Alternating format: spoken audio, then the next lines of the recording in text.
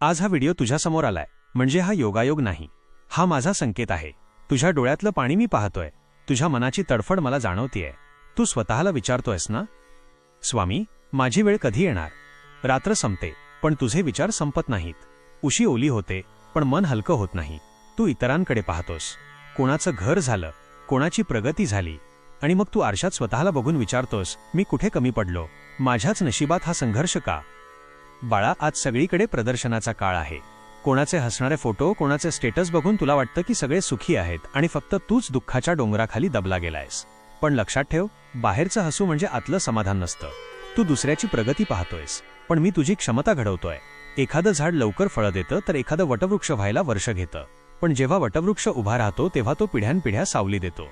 तुला मी रोप नाही तर वटवृक्ष बनवतोय, म्हणून वेळ लागतोय। तुला वाटतंय की तुला कोणी समजून घेत नाही, बायकोला वाटतंय नवरा कमी कमावतोय, नवऱ्याला वाटतंय कुटुंबासाठी मी झिजतोय तरी कोणाला किंमत नाही, मुलांना वाटतंय आई वडील आपल्याला हवं ते देऊ शकत नाहीत। पण बाळा, या संघर्षात तू एकटा नाहीस। ज्यावेळी तू रडलायस त्यावेळी तुझा हात माझ्या हातात होता।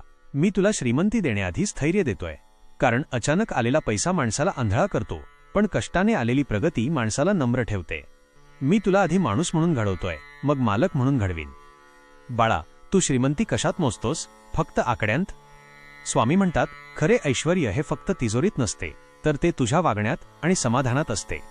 माझ्यासाठी तो प्रत्येक भक्त श्रीमंत आहे ज्याच्या मुखात माझे नाव आहे आणि हृदयात इतरांबद्दल प्रेम आहे। श्रीमंती म्हणजे काय? ज्यावेळी तुझ्या दारात आलेला माणूस रिकाम्या हाताने जात नाही, ती तुझी समृद्धी आहे। ज्यावेळी तुला कोणासमोर हात पसरण्याची वेळ येत नाही, ती माझी कृपा आहे। आणि ज्यावेळी तू स्वतःच्या कष्टाने घरी येतोस आणि तुझ्या घरची माणसं तुला बघून आनंदाने हसतात, ती तुझी खरी श्रीमंती आहे। पैसा हे आयुष्याचं साधन आहे, साध्य नाही। मी तुला भरपूर देणार आहे, पण त्याआधी मी तुला ते पेलण्याची शक्ती देतोय, कारण ज्याच्याकडे भरपूर असूनही अहंकार शिवत नाही तोच खरा भाग्याचा। मी तुला केवळ धनवान नाही तर गुणवान बनवतोय। लक्षात ठेव बाळा, ज्याच्याकडे माझे अधिष्ठान आहे त्याला जगात कशाचीच उणीव भासणार नाही। आई वडील म्हणून तू रात्रंदिवस मुलांच्या भविष्याची चिंता करतोस। त्यांचं कसं होईल? त्यांना आपण पुरेसं देऊ शकू का?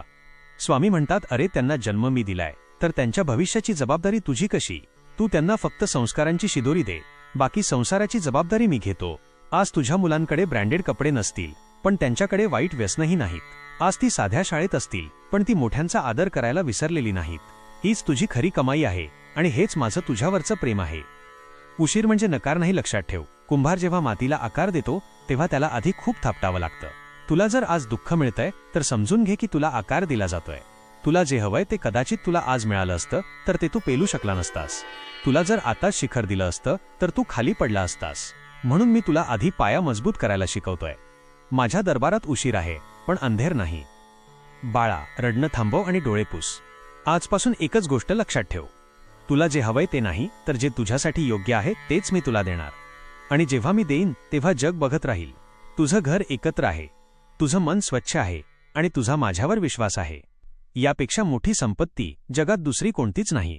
तू फक्त चालत राहा न डगमगता, कारण तुझी वेळ मी आधीच ठरवली आहे। भिवू नकोस, मी तुझ्या पाठीशी आहे। श्री स्वामी समर्थ। तुमच्या